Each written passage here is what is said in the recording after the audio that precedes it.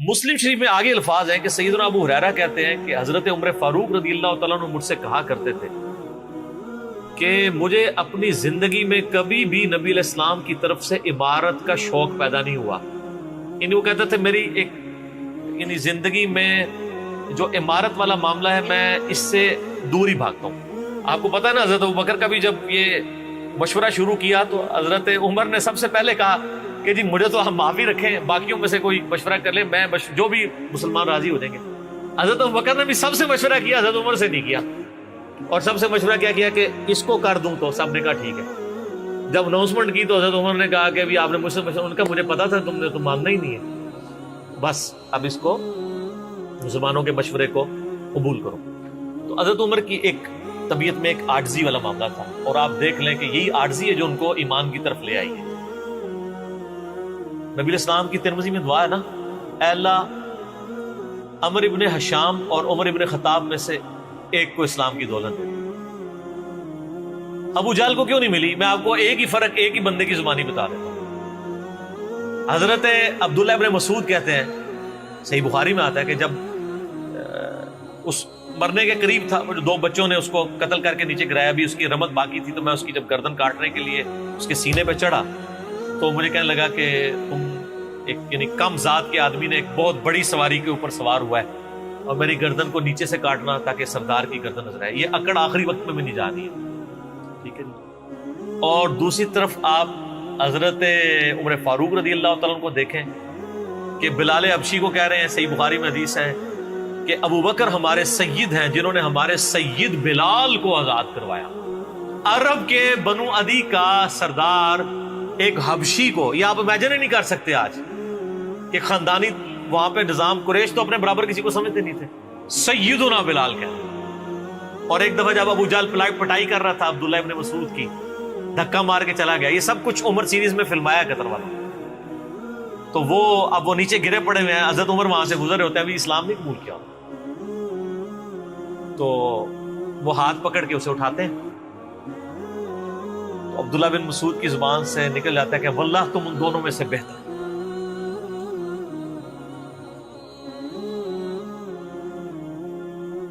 تو یعنی جو نبی علیہ السلام نے دو مانگے ہیں نا, ان میں سے تم بہتر, یعنی عاجزی ہے. یعنی ہے کافروں کی پارٹی میں اور میرے ساتھ بھی اس میں سلوک کر رہے ہیں, اور وہی ہوا, اللہ تعالیٰ نے ان کو قبول کر لیا. تو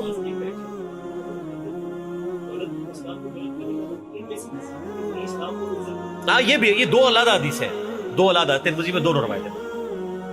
اچھا اب آپ دیکھیں کہ سیدنا عمر فاروق رضی اللہ تعالیٰ عنہ کہتے ہیں, حضرت ابو ہریرہ کہتے ہیں مسلم شریف کی اس حدیث میں کہ حضرت عمر مجھے کہا کرتے تھے مجھے پوری زندگی کبھی عمارت کا شوق نہیں ہوا سوائے اس دن کے کہ جس دن علی کو جھنڈا ملا. مجھے بھی خواہش تھی کہ کاش نبی علیہ السلام مجھے وہ جھنڈا دے.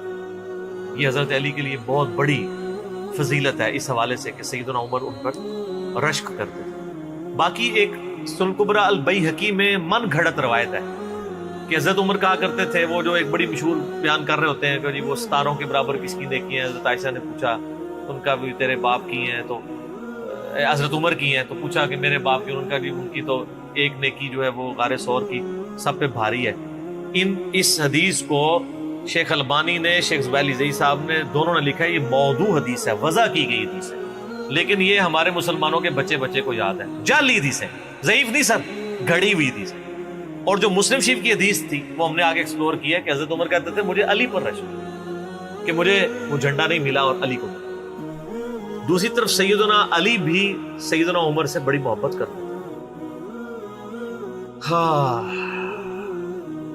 بخاری اور مسلم دونوں میں حدیث ہے, مشکات میں بھی آپ کو مل جائے گی, تیسری جلد میں حضرت ابو بکر عمر کے فضائل کے چیپٹر میں. عبداللہ ابن عباس کہتے ہیں کہ سیدنا عمر کی میت رکھی ہوئی تھی اور لوگ ان کی میت پہ رو رہے تھے اور اپنے اپنے انداز میں ان کے اوپر سلام پیش کر رہے تھے کہ آپ کی وجہ سے اللہ نے اسلام کو اتنا عروج دیا, رومن اور پرشین امپائر گر گئی, یرموک اور قادسیہ میں اللہ نے مسلمانوں کو فتوحات دی. اور کہتے ہیں اتنے میں ایک شخص میرے پیچھے آگے کھڑا ہوا, کیونکہ میں بھی میت کے سامنے بیٹھا ہوا تھا, اس نے میرے کندھے کے اوپر آ کے یوں کونی رکھ لی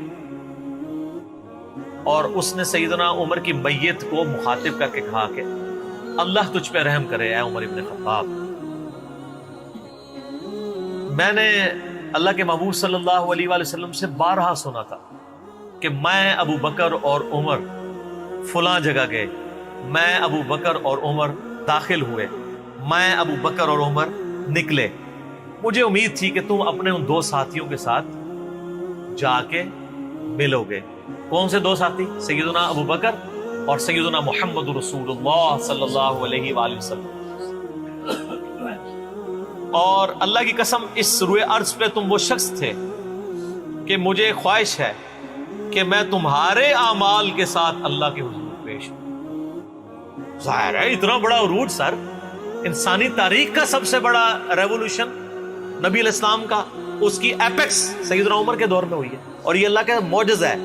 نبی علیہ السلام کی مبارک زندگی میں انقلاب آتا نا تو اس طرح کے تو بہت لیڈر پہلے بھی آئے تھے جنہوں نے اپنی زندگیوں میں انقلاب لے کے آئے تھے۔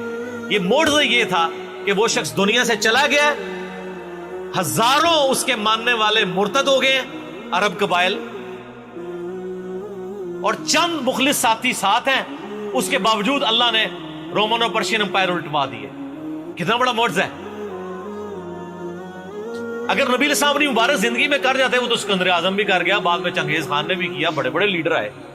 یہ ڈفرنس، ایک یہ ڈفرنس، اور دوسرا ڈفرنس یہ کہ نبی علیہ السلام نے اپنی وفات کے بعد 10 سال بعد، 20 سال بعد، 30 سال بعد، 50 سال بعد، ایون 500 1000 سال بعد ہونے والے واقعات کو بھی بیان فرما دیا کہ یہ ہوگا۔ آج تو ہم تاریخ میں دیکھ سکتے ہیں کہ وہ سب کچھ ہوا ہے۔ اگر آپ کو شوق ہو تو دلائل النبوہ امام بیہقی کی کتاب ہے، 3500 حدیث پہ، 5ویں صدی ہجری میں لکھی گئی ہے۔ اس میں 500 سال میں جو نبی علیہ السلام کی پروفیسیز پوری ہوئی ہیں نا، من و عن اسی طریقے سے موجود ہے۔ بخاری مسلم میں جو حدیثیں ہیں تاتاریوں سے جنگوں والی، وہ اس وقت تک نہیں ہوئی تھی، حدیثیں تو پہلے سے موجود تھی۔ آج تو ہم ان کو بھی درست مان رہے ہیں، ٹھیک ہے۔ نبی علیہ السلام نے پریڈکشن کی تھی کہ ان قریب کیسر روم ختم ہوگا، قیامت تک کوئی کیسر نہیں ہوگا، بخاری مسلم کی حدیث ہے، اور دیکھ لیں قیامت تک کوئی کیسر نہیں ہوا۔ ان قریب پرشین امپائر ختم ہوگی اور قیامت تک کوئی کسرا نہیں ہوگا۔ آج دیکھ لیں 1400 سال ہو گئے ہیں سر۔ یہ اسی طریقے سے ہے کہ میں کہوں کہ ان قریب امریکہ اور رشیا ختم ہو جائیں گے ود ان فیو ایئرس، اور قیامت تک کبھی ان کو پاورز نہیں ملیں گی جو کہ ابھی پاور ہیں اور جن کی صدیوں سے چل رہی ہیں، اور وہ پھر پاور بھی ان لوگوں کے ہاتھوں ہوئی ہے کہ جن کے پاس اسلحہ بھی نہیں تھا ان کے سے لڑنے کے لیے، مین پاور بھی نہیں تھی ان کے لیول کی، الٹوا دی اللہ تعالیٰ نے۔ تو سیدنا علی نے کہا کہ یعنی ابن عباس کہتے ہیں کہ حضرت عمر فاروق رضی اللہ تعالیٰ عنہ کی میت پہ یعنی یہ کلام وہ جو شخص میرے یعنی کندھے پہ کونی رکھ کے کر رہا تھا نا، تو میں نے جب اس کو مڑ کے دیکھا تو وہ علی بن ابی طالب تھے جو سیدنا عمر کے بارے میں یہ کلمات کہتے تھے۔ تو یعنی ان لوگوں کی للہ یہ تھی کہ وہ تعریف کیا کرتے تھے، کوئی آر محسوس نہیں کیا کرتے۔ اور آپ دیکھیں سیدنا عمر کی بھی کتنی محبت تھی سیدنا علی سے کہ جب کبھی بھی فارن ٹور پہ جاتے تھے اپنی جگہ حضرت علی کو خلیفہ بنا کے جاتے تھے، کیونکہ نبی علیہ السلام جب تبوک پہ گئے تھے تو سیدنا علی کو چھوڑ کے گئے تھے۔ بخاری مسلم میں آتا ہے حضرت علی رو پڑے، پہلا اور آخری موقع تھا کہ جنگ میں نہیں گئے، تو فرمایا تم اس پہ راضی نہیں ہو، تمہاری میرے ساتھ وہی نسبت ہے جو ہارون کی موسیٰ کے ساتھ، مگر میرے بعد کوئی نبی نہیں۔ تو حضرت عمر اس سنت پہ عمل کرتے تھے۔ جب بھی وہ جاتے تھے، جب بیت المقدس فتح ہوا، چابیوں کے لیے انہوں نے بلایا، سیدنا علی کو اپنی جگہ چھوڑ کے گئے، اس سنت پہ عمل کیا کرتے۔ اور یہ بات شیعہ کے ہاں بھی ملتی ہے۔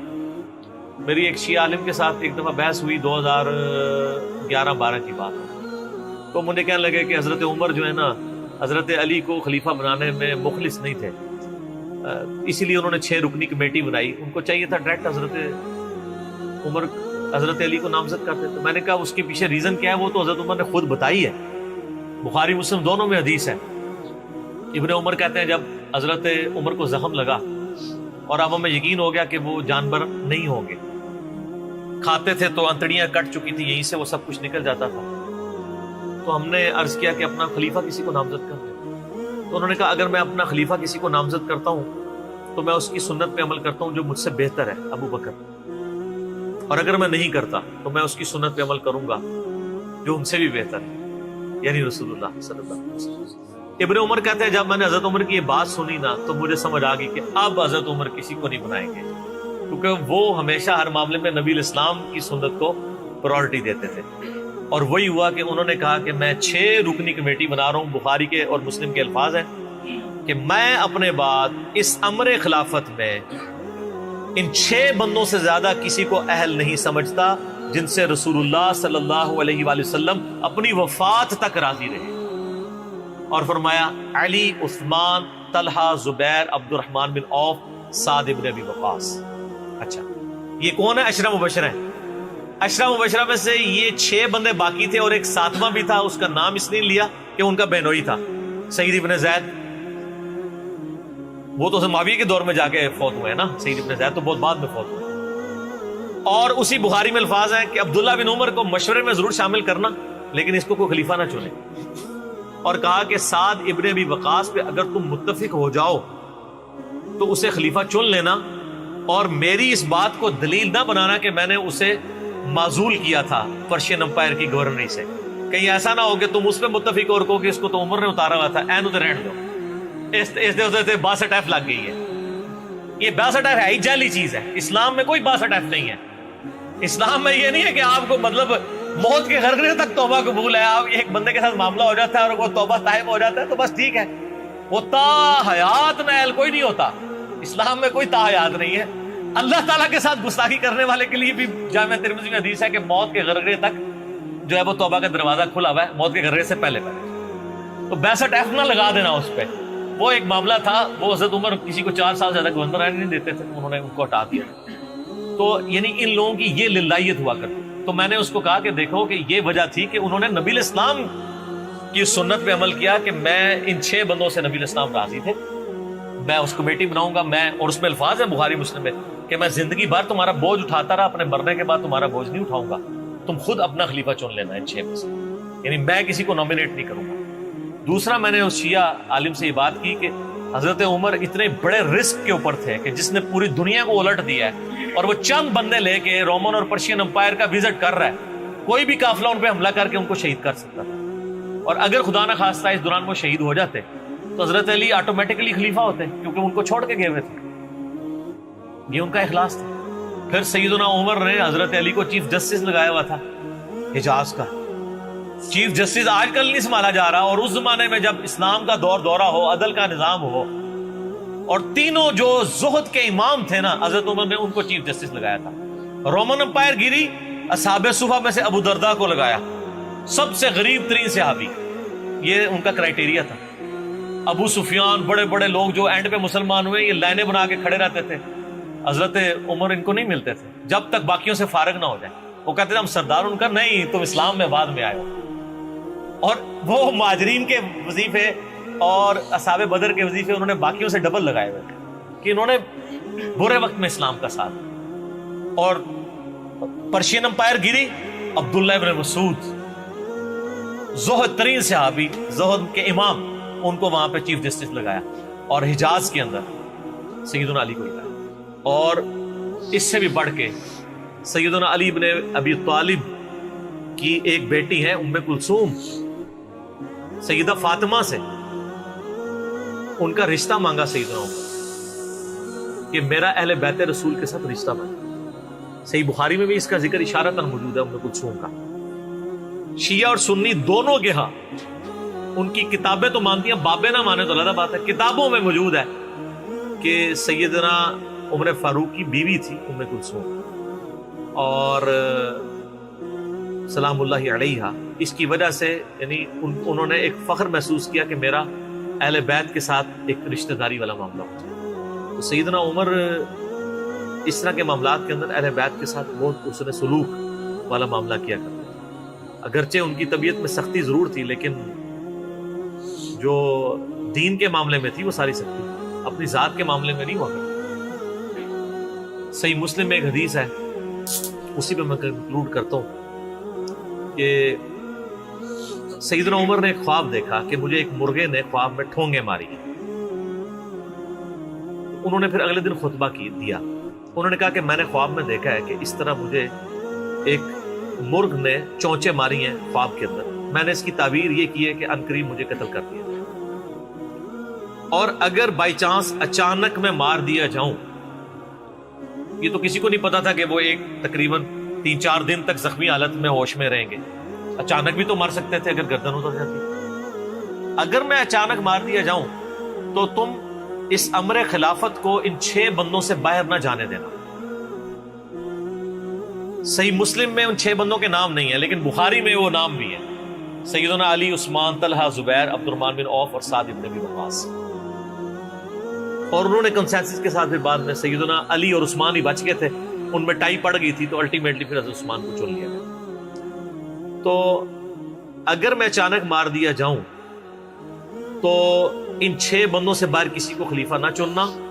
اور مجھے پتا ہے کہ جب تم ان 6 بندوں میں سے کسی کو خلیفہ چنو گے تو کچھ لوگ تمہاری مخالفت کریں گے، اور یہ وہی لوگ ہیں جن کو میں نے اسلام کی خاطر اپنے ہاتھوں سے مارا ہوا ہے.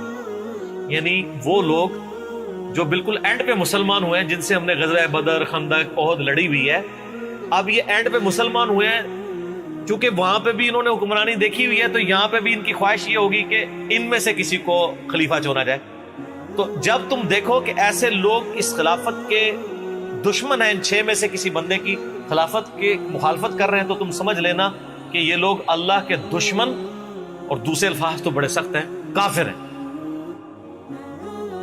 اب اس کی انجینئرنگ میں نہیں کرتا، وہ پھر کسی اور طرف بات چلی جائے گی. آپ میرا ریسرچ پیپر واقعہ کربلا کا حقیقی پس منظر 72 صحیح الاسناد احادیث کی روشنی میں، جس میں نے 200 روایتیں اکثر بخاری مسلم سے پیش کی ہیں، اس کے سٹارٹ میں نے حدیث لکھ کے پھر لکھا ہے کہ اب آئندہ صفحات میں آپ کو پتہ چلے گا کہ سیدنا عمر اسلام کا دشمن کن لوگوں کو سمجھتے تھے.